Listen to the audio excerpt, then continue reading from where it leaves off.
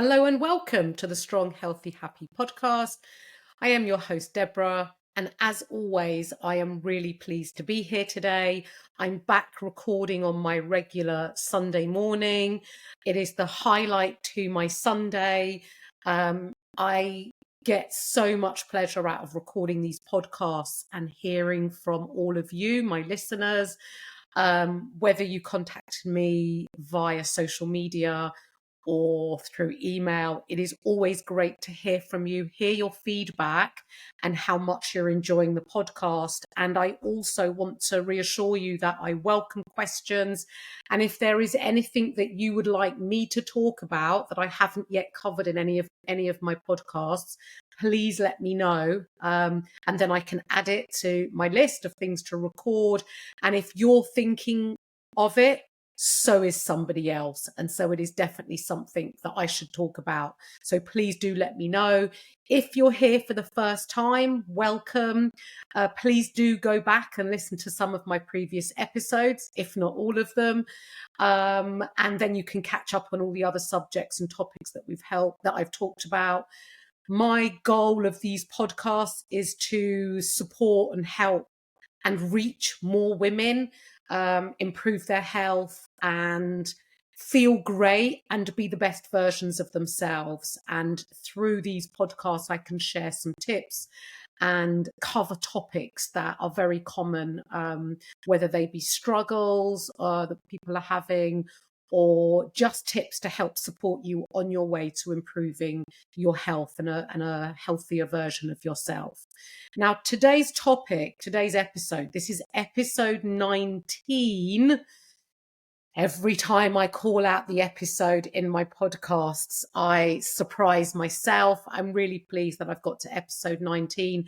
It will be a huge milestone on my next episode, which will be the 20th. Most podcasters don't get past episode 3, and episode 20 is the next milestone. So I hope that you will be joining me on the next one as well as this one and sharing the celebration with me of getting to episode 20.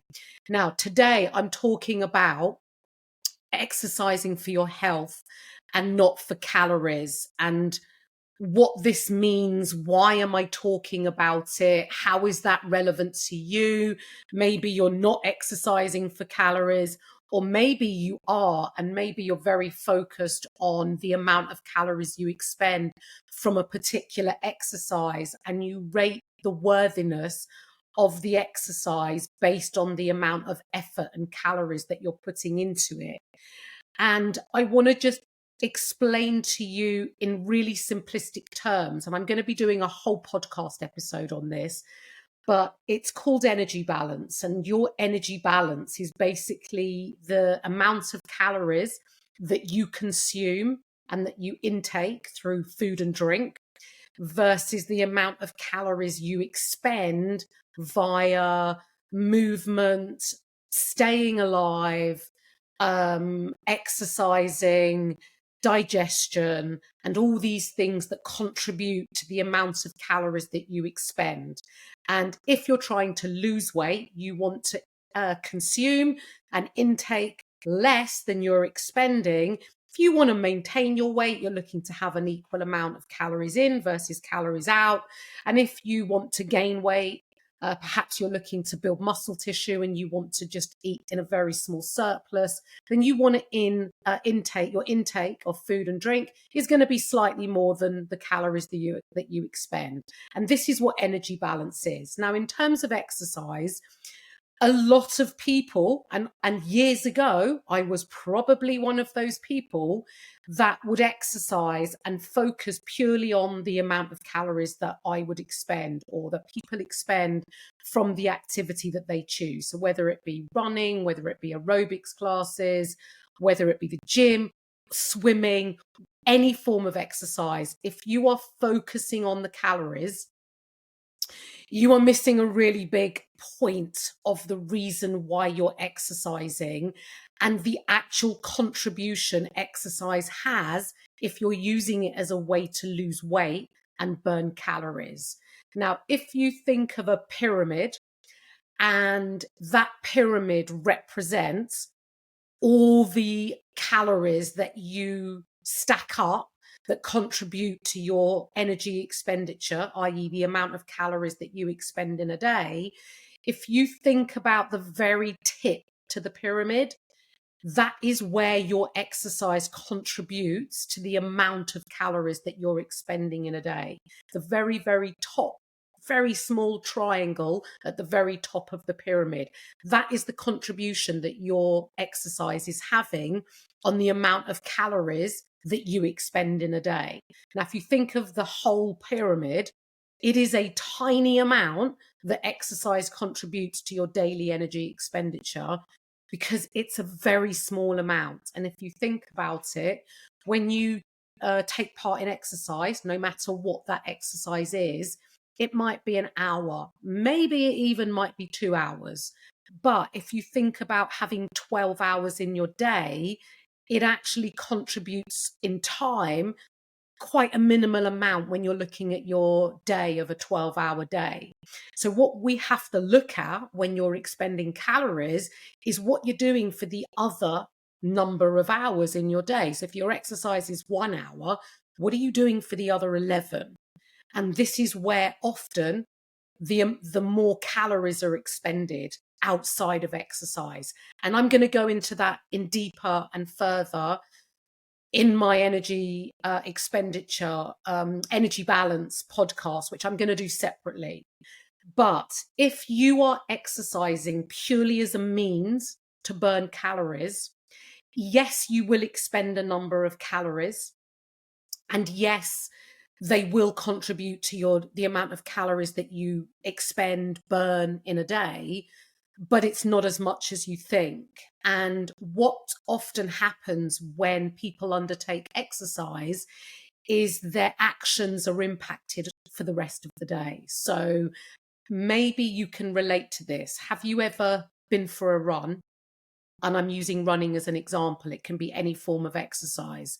But have you ever been for a run, and whether it be in the morning or whether it be in the evening, but your whole approach to your day becomes a bit like, oh, I've done a run. I don't need to walk to the shops or go do whatever it is, activity, walking, movement. I don't need to do as much because I've been for a run, or I'm going to be going for a run. So I'm going to do less now because I'm running later.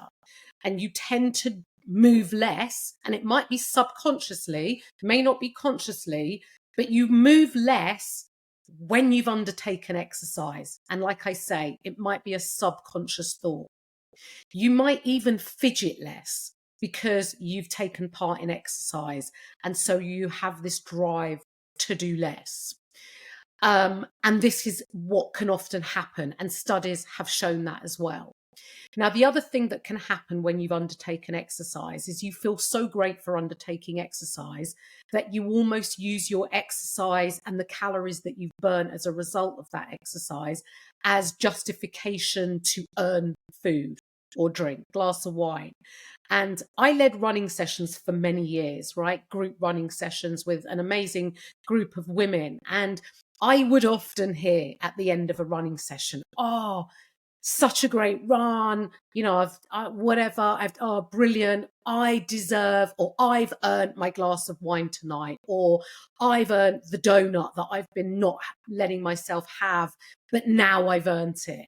And this is just an example. And often what happens when you've undertaken exercise is it's really easy to eat back the calories that you just expended.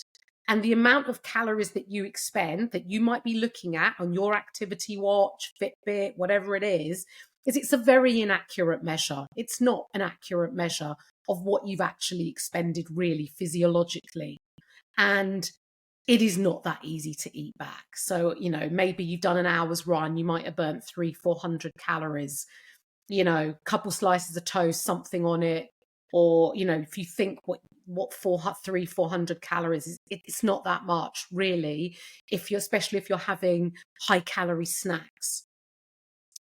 200 calories for a 2-finger Kit Kat, it's not that difficult to eat back the calories that you expend. And this is where the issue lies when you're using exercise purely as a means to support your weight loss goals, is it doesn't always go work that way.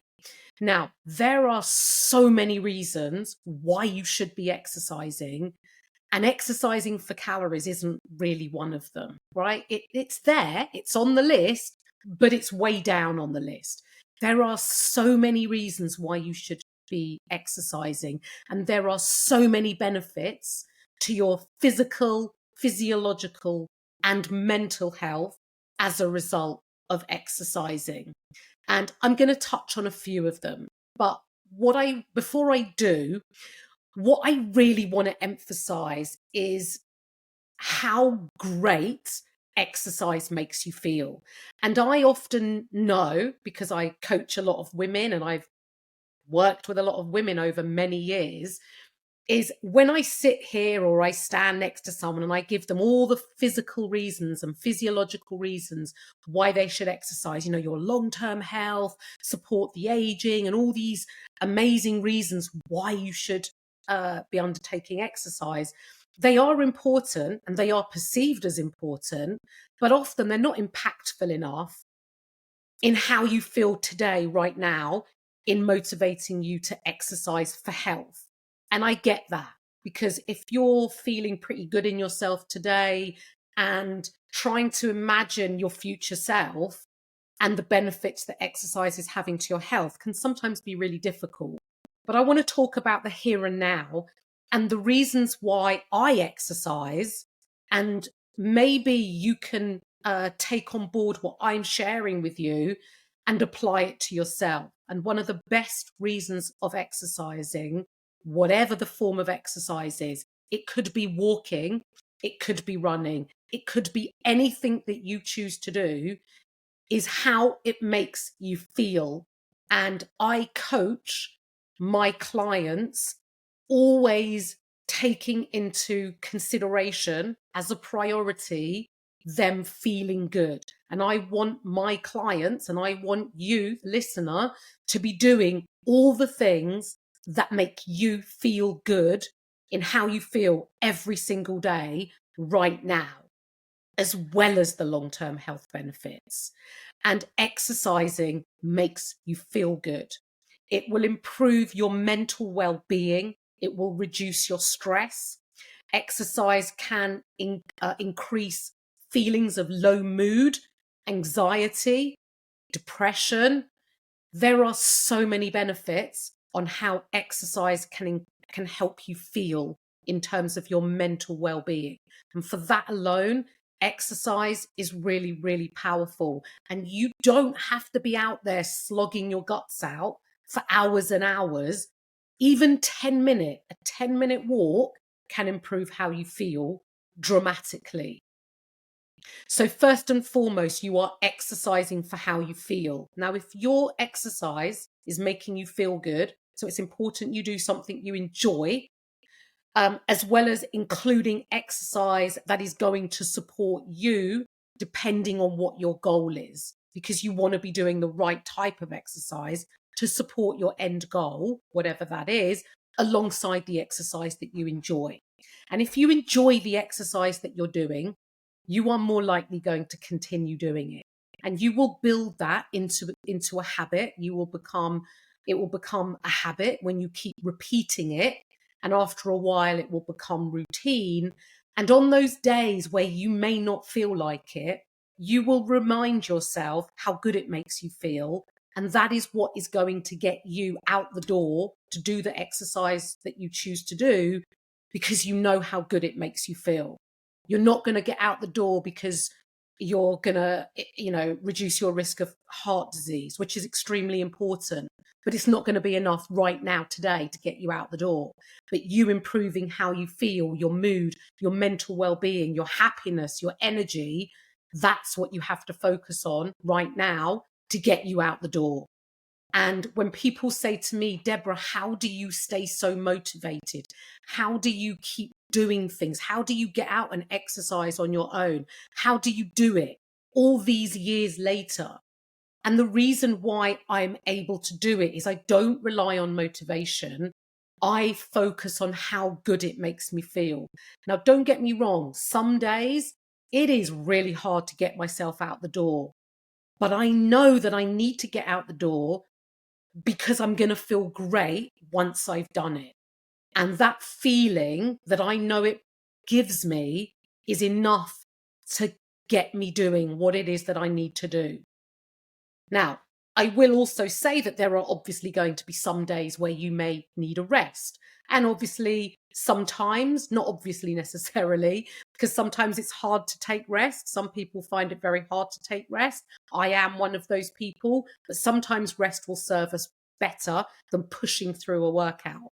But if you are the sort of person that always looks for reasons why you don't do the shouldn't do the workout, sometimes you should push through. But if you're unwell or you're injured or you've been really consistent for some time and you're feeling fatigued, sometimes rest will serve us well. But you can still walk. You can still do and take what's called active rest.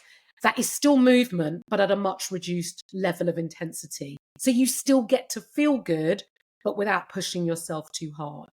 So the main reason that you should be exercising is because it makes you feel good. And yes, it will benefit your health as well as how it makes you feel. Now, when you change your approach to taking on exercise because it's going to make you feel good, it will change your mindset. And when you change your mindset, it will be much easier. You will lower the barrier to do that form of exercise. And like I say, you don't need to be doing it for hours. It shouldn't be a slog. It should be enjoyable. It should stimulate you. It should bring you more energy. It should make you feel a better mood. It should enable you to get on with your day. And you know what will happen is you are more likely going to make other decisions in your day that will benefit your health and how you feel as a result of undertaking exercise. It will impact the other decisions that you make. So if you've done a form of exercise and you feel great, you're more likely to eat or choose to eat healthier food because you've exercised and you feel good. And you know that what you eat affects your mood and you want to continue feeling good. And so exercise will impact the other decisions that you make for the rest of your day. Now, let's touch on the physiological benefits of exercise because it is important. And I'm a big believer in supporting the aging process as much as possible. And quite frankly, exercise will reduce your risk of death. So there is every reason to exercise physiologically. You will improve your cardiovascular health, your bone health. You will reduce potential risk of getting cancer, of type 2 diabetes, of obesity. You will be able to more regulate your blood sugar levels and you will improve your metabolism. You will feel great for it. You'll improve your fitness. You'll improve your mood as well. And the long-term health benefits of improving your quality of life as well as your longevity of life are huge because there's no point living a long life if you don't have quality of life. But exercise, all the physiological reasons, will reduce your risk of premature death. So if that's not motivation alone, alongside with how it makes you feel, I'm not sure what else I can say to encourage you to undertake exercise. It might be a case of finding the type of exercise that you enjoy. And if you don't exercise currently, start by going out walking. Start by building the habit, and because you will feel so great for it. Now, the other really great benefit of exercise is if you're struggling with sleep, exercise will improve your sleep.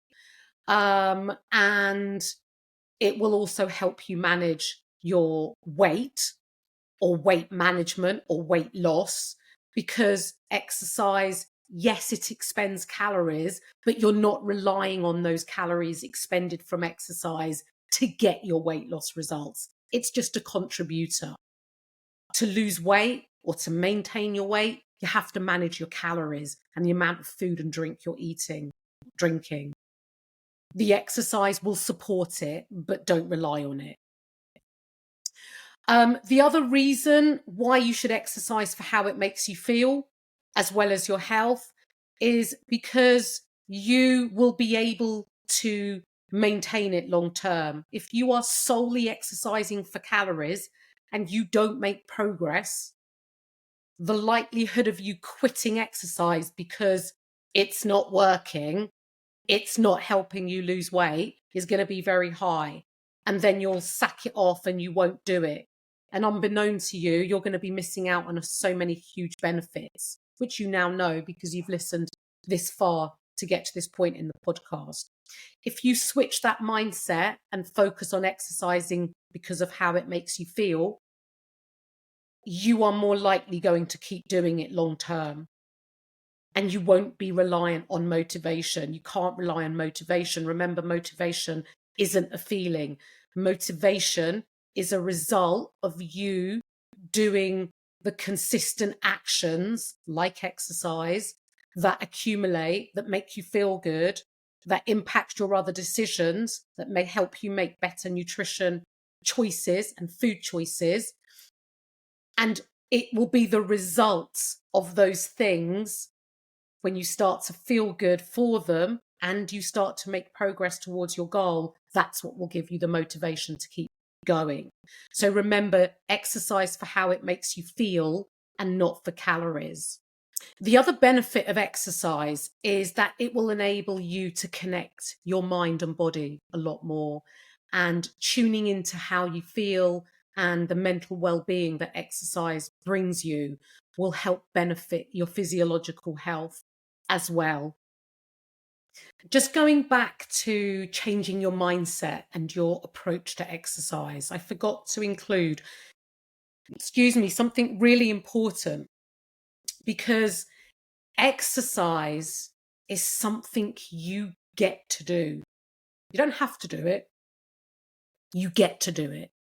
And there are a lot of people that may not be as fortunate as you that have the ability, for whatever reason, to be able to exercise. And when you change your mindset that you get to exercise, it's something you're privileged to be able to participate in. It changes your approach from having to do exercise. And you can use this with all aspects of your health and fitness. You get to eat healthy food. You get to buy fruit. You get to eat vegetables. You get to buy quality ingredients to support your health. And when you understand and realize and actually appreciate that you get to do these things, it will help you take on and do these things, that you're lucky to be able to do these things. And exercising is a real privilege. It's not a punishment. Exercise is incredible. All movement, no matter what it is incredible. And we are very fortunate and lucky to be able to do it, and that we get to do it. So remember, exercise will make you feel great. It will benefit your health. It will benefit your mood, and it will benefit how you feel, and it will impact the other positive decisions you're more likely to take in the remainder of your day. So exercise for all those reasons and not for calories. If you found this podcast helpful, please leave me a comment. Get in touch with me. All my contact details are in the show notes. I welcome feedback. I welcome questions. And if you're interested in working with me and becoming one of my online clients, where I support women to be the best versions of themselves and achieve their goal, no matter what their goal is. I have women that come to me to improve their health, to lose weight, to help them feel good during menopause, where all the odds seem to be stacked up against them. We work through them. I have younger clients that are just wanting to improve their health and feel good and lose weight. If you are wanting to have more support and work with me, please do get in touch. Have a great rest of your day, and I look forward to catching up with you on the next podcast.